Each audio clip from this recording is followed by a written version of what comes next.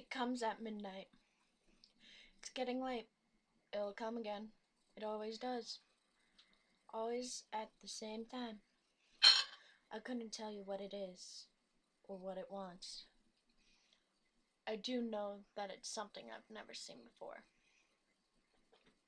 It's not like the picture of the husky that wants you to spread the word, or the faceless man who hunts in the forest, or even the man with the burnt face who tells his victims to go to sleep. I have no idea what to call it. It has no name, and it is nothing of this earth. I can clearly remember what it looks like. Its eyes were slitted like a cat's, and has no nose. It wears no clothes and shows no gender. There's no sign of it even having a gender. I remember it has these appendages on either side of its head. They're in the shape of frog eyes, but on the side of the head it had pupils. But I know it doesn't use to see. Its mouth is a large V smile, but you don't want to see a grin. God, that grin. Its teeth. It has this horrible fanged grin. It looked like something not even Stephen King could think of. Its hideous, lanky body is almost human. It always sat like something that was feral. Its copper eyes can look right through you, and it's always hungry. I know. It's the reason Snowball is no longer with me. I can remember what happened. I still remember that night. It was 10:45. Snowball didn't want to go outside, but I made her. She hissed at me as I closed the door. I know it was odd, but we did have a new neighbor with a dog. Excuse me. So I thought it was just her not wanting to encounter Prince and Floyd. Oh, how I was wrong. Around midnight, I started to get worried. I got up and opened the door. Something moved in the corner of my eye. Whatever it was had taken off to the bushes. I don't know why, but I looked down. I regretted that choice. Snowball used to drop off things on the back porch when she was done with her nighttime stroll. Now it was her laying there, her creamy white fur now stained red. I couldn't help but cry. The day after, I buried her with my best friends and my older brothers. The, the night that followed was when I first saw it. I couldn't sleep that night. Her death had really hurt me. I had been with her since she was only a kitten, abandoned by her mother and half dead. I was the only one who bothered to save her. That's when I heard it. Sound it sounded like a cross of a feral cat snarl, a bullfrog croak, and a watery voice. I looked outside, both scared and angry. I thought it was just some kids going around pranking people. Again, I was wrong.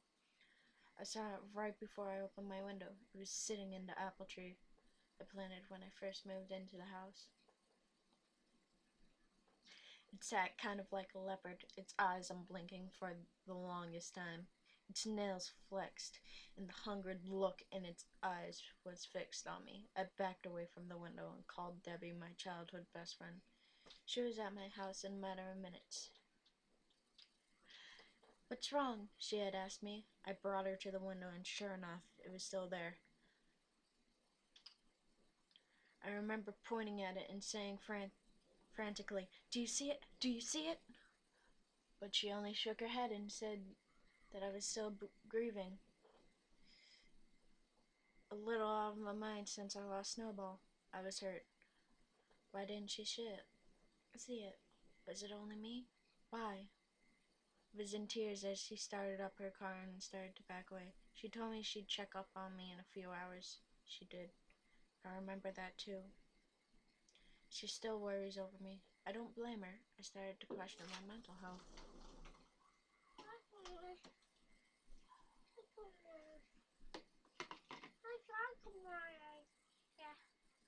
No, Jaden. Close the door. Bye-bye. Sorry about that, guys. My nephew decided to come in the room. I'll edit that out.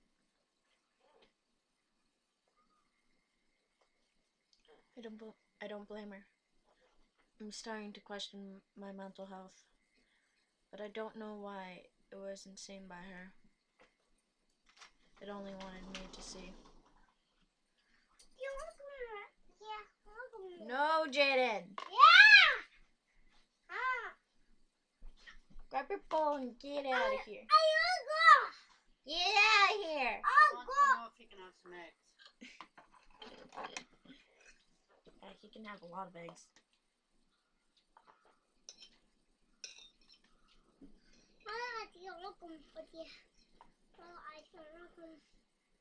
Whatever you don't eat all. No! Well, don't give him that much.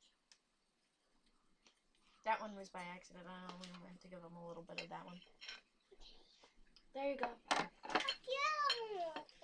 Go show Mommy.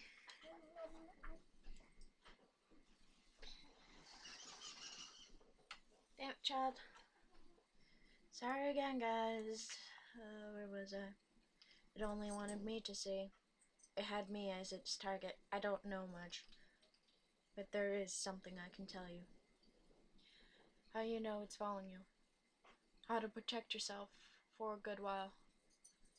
How you know it's following you. 1. Late at night you hear odd sounds.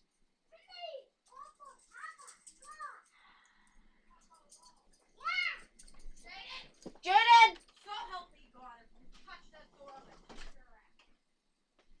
Sorry guys, again. He didn't take him out.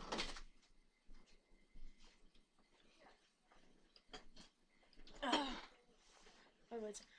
How you know it's following you. 1. Late at night you hear odd sounds. 2. Your pets, mainly cats and dogs, will behave oddly around your house. 3. You feel like you're being followed at the most random times outside your house. 4. You can feel someone watching you. 5. Only you can see it. How you can never avoid falling victim. Never stay out late. Keep all doors and windows locked. Stay with someone. It won't attack you unless you're alone.